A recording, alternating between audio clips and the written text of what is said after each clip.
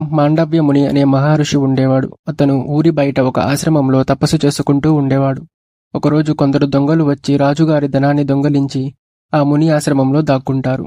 అప్పుడు భటులు అక్కడికి వచ్చి వారిని అందరినీ పట్టుకొని వారికి ఆశ్రయం కల్పించాడు అనే నెపంతో మాండవ్యముని కూడా బంధించి రాజుగారి వద్దకు తీసుకుని వెళతారు. అప్పుడు రాజు మాండవ్యమునికి ఎలాంటి విచారణ జరిపించకుండానే శూలదండనం విధించాడు. ఒకరోజు కొంతమంది ఋషులు పక్షుల రూపంలో వచ్చి, ఓ మహర్షి, నీకు ఈ విధంగా శిక్ష విధించింది ఎవరు అని అడుగుతారు.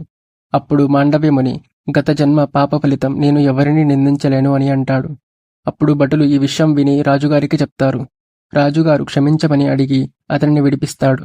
తర్వాత మాండవ్యముని యమలోకానికి వెళ్లి, యమధర్మరాజా, నేను ఏం పాపం చేశాను అని నాకు ఇంతటి శిక్ష విధించావు అని అడుగుతాడు. అప్పుడు యమధర్మరాజు, మునివర్య, నీవు చిన్నతనంలో తూనికలను పట్టుకొని వాటికి మేకులు గుచ్చి ఆనందించేవాడివి.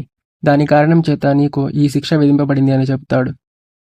అప్పుడు మాండవ్యముని 14 సంవత్సరాల రూపాయలు పిల్లలు తెలిసి తెలియక చేసిన తప్పులకి అంత పెద్ద శిక్ష విధించడం సరికాదు.